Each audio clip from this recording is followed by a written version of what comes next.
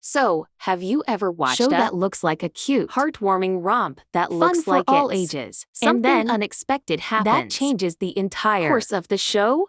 Yeah, that's happened to me a few times, and recently a show with that might have flew under the radar, and probably for a good reason. Dacryon Luna or Shinsei. Kourin Dacryon Luna Japanese in was released on December 6th of OVA 2024 based as on a an visual novel that came out in 2022, directed by Murakami Teruaki, who's most well known for being a key animator of Deers Elfen and Lied other hentai shows, with animation done being by Anime Antenna Linkai, with producing belonging to Medianeg Gold and Bear. So the story With 3 first-years Runa, Rihanna and Miyu at famous the prestigious Etoile Academy talking about an app called Angel Maker, which is rumored to be cursed the and people who download the app become magical girls called Dacryon who fight fallen angels. Still, the problem is The that app was made by those same fallen angels. the girls so download when it, they see the monster and are how do I say without this? getting age restricted.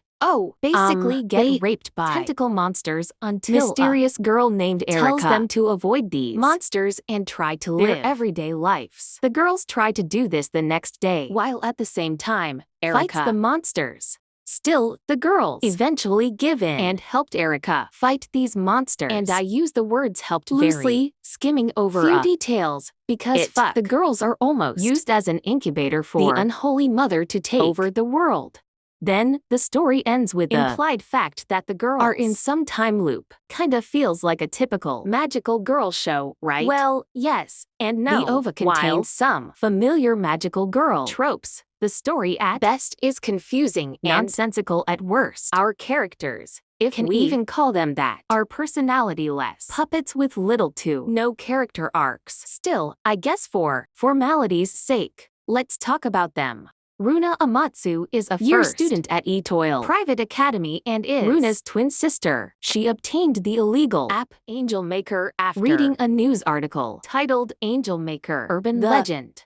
She's cheerful and intelligent, but throws a ton of verbal abuse. Rina's rough manner of speech, personality, leadership and abilities earned her a reputation among her classmates as someone to rely on. Runa Amatsu is also first-year a student at Etoile Private Academy. She's a young girl who dreams of becoming a fairy tale writer, but this is never mentioned in the OVA. She's a bit shy and clumsy because her twin sister, Rina, drags her along with her pushy personality. She's primary the writer for the school mini magazine Etoile Journal known a as gossip newspaper. She She considers herself not be to especially good at anything, which can lead to lack a of self-confidence. compared to her sister Rina. Miyu Kakabugata is a First-year student at Etoile Private Academy. she's a childhood friend of Runa and Rina. She likes to draw cute things. She's the illustrator for the Etoile Journal. She aspires to be a Mangaka, never mentioned in the OVA, but she's a dreamer who always aims for more. her own corner in the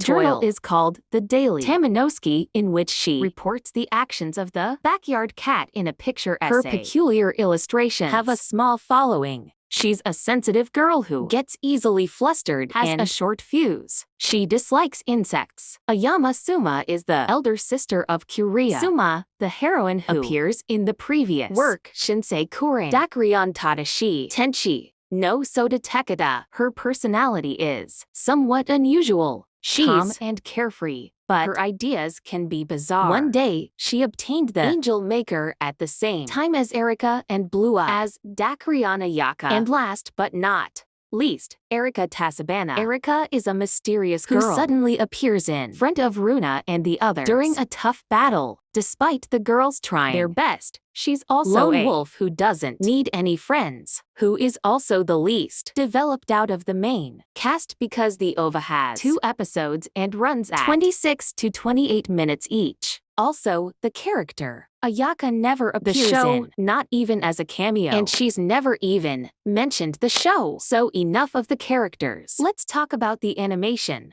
The animation is terrible, Absolute dog shit. Characters constantly go off model. Mouths either don't move or are just not there. Even when the characters are still moving. It is obvious where the budget is spent if you know what I'm talking about. It is probably because the show had a low budget. Maybe explaining the stills that appear during the battles. And why the transformations are lazy as food. Literally, it makes High Guardian Spice's animation look like a masterpiece. I know I have been bashing this show for God knows how long. Still, I want to be fair with the shows I talk about, even if it is the bare minimum. So for the off moments, it made me chuckle. The character designs are decent, and that's about it.